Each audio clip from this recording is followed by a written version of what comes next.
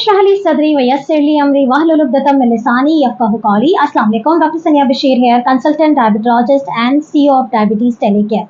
अक्टूबर का महीना और ख़ास तौर पे 13 अक्टूबर को ब्रेस्ट कैंसर अवेयरनेस के हवाले से काफ़ी अहमियत हासिल है और एक डायबिटीज़ कम्युनिटी की रिस्पॉन्सिबिलिटी को निभाते हुए डायबिटीज़ टेलीकेयर अपना ये फ़र्ज़ भी पूरा कर रहा है कि अपने तमाम डायबिटीज़ पेशेंट्स तक इस मैसेज को ज़रूर कन्वे किया जाए कि आया वो डायबिटीज़ के होते हुए अपने आप को ब्रेस्ट कैंसर से कैसे बचा सकते हैं।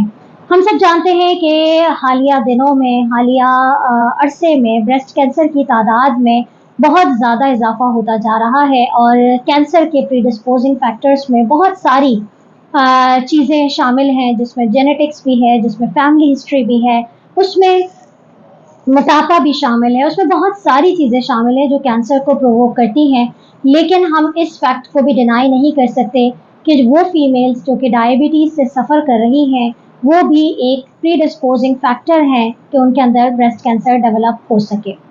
इसी सिलसिले में आज हम कुछ ऐसे स्क्रीनिंग प्रोटोकॉल का जिक्र करूंगी और अपने तमाम फीमेल्स से जो कि डायबिटीज़ से सफ़र कर रही हैं और ख़ास तौर पे वो फीमेल्स जो कि टाइप 2 डायबिटीज़ की पेशेंट हैं, उनको आज हम स्क्रीनिंग प्रोटोकॉल बताएंगे कि उन्होंने अपने आप को ब्रेस्ट कैंसर से बचाने के लिए कितनी फ्रिक्वेंटली स्क्रीनिंग ज़रूर करानी है, क्योंकि अर्ली डिटेक्शन ही ब्रेस्ट कैंसर से तो नहीं लेकिन ब्रेस्ट कैंसर की अर्ली डायग्नोसिस, अर्ली डिटेक्शन उनको बहुत सारी कॉम्प्लिकेशन और ब्रेस्ट कैंसर के फैलाव से बचाने में अहम किरदार अदा करेगी। इससे पहले कि मैं स्क्रीनिंग प्रोटोकॉल का जिक्र करूं, एक बात मैं यहाँ बताना चाहती हूँ कि आया डायबिटीज़ की जो पेशेंट्स हैं वो क्यों ज़्यादा रिस्क पे होते हैं। एक तो ये कि दूसरे प्रीडिस्पोजिंग फैक्टर्स बहुत मैटर करते हैं, लेकिन उसके अलावा ख़ास तौर पे जो इंसुलिन का लेवल जब ब्लड में हाई होता है टाइप 2 के पेशेंट्स में इंसुलिन रेजिस्टेंस की वजह से, तो वो इंसुलिन एक्चुअली ग्रोथ फैक्टर के तौर पे काम करता है, यानी कि जो कैंसर के जो सेल्स हैं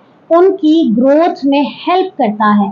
तो अगर इंसुलिन का लेवल ब्लड में ज़्यादा हो जाता है और दूसरे रिस्क फैक्टर जिसमें जेनेटिक्स या फैमिली या what ever the reason is, तो वो उन सेल्स की ग्रोथ में बहुत ज़्यादा हेल्प आउट करता है।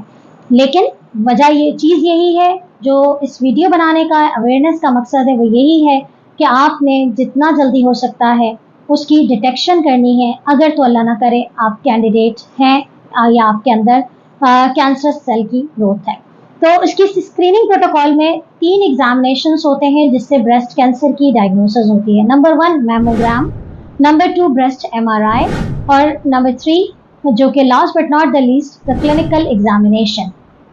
अब किस तरीके से और कब करवाना है, तो एवरी फीमेल जो कि डायबिटीज़ से सफ़र कर रही हैं उनको एवरी ईयर्स, जब उनकी एज 40 ईयर्स हो जाए तो उनको एवरी ईयर जो है वो मैमोग्राम ज़रूर करवाना है।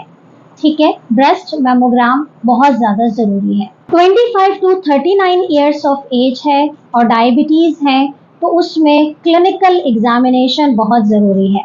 या तो सबसे ज़्यादा जो हम इम्पोर्टेंस देते हैं वो सेल्फ एग्जामिनेशन को देते हैं, जिसको बिल्कुल भी डिनाई नहीं करना चाहिए कि आपने हर वक्त अपनी सेल्फ एग्जामिनेशन करनी है कि किसी भी किस्म का कोई अननोन गुठली बनना, कोई भी किस्म का ब्रेस्ट स्किन कलर का चेंज होना, कोई टेक्सचर में चेंज होना, whatever something wrong is going with you, you have to discuss with your doctor. This is the very simplest formula. सबसे आसान फार्मूला है कि तमाम फीमेल्स में अगर कोई ऐसी चेंजेस नज़र आ रही हैं, कोई गुठली का महसूस होना, कोई अनइवन किस्म का पेन होना, ये तमाम चीज़ें आपने अपने डॉक्टर से डिस्कस करनी है अगर आप यंग एज में हैं।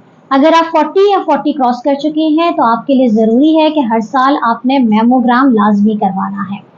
अगर तो आप बहुत ज़्यादा हाई रिस्क फैक्टर पे हैं कि आपकी फैमिली में ब्रेस्ट कैंसर की हिस्ट्री है, आपके जो है वो डायबिटीज़ भी है और इंसुलिन अनकंट्रोल डायबिटीज़ है, ओबेसिटी है, तो अगर आप बहुत ज़्यादा हाई रिस्क फैक्टर पे हैं तो ज़रूरी है कि हर साल आपका मैमोग्राम भी होगा, ब्रेस्ट MRI भी होगा और क्लिनिकल एग्जामिनेशन भी होगा।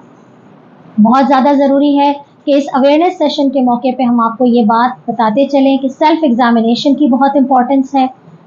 हर साल अपनी एक डिटेल्ड एवेलुएशन, ताकि अर्ली डिटेक्शन आपको मज़ीद कॉम्प्लिकेशन से बचा सके।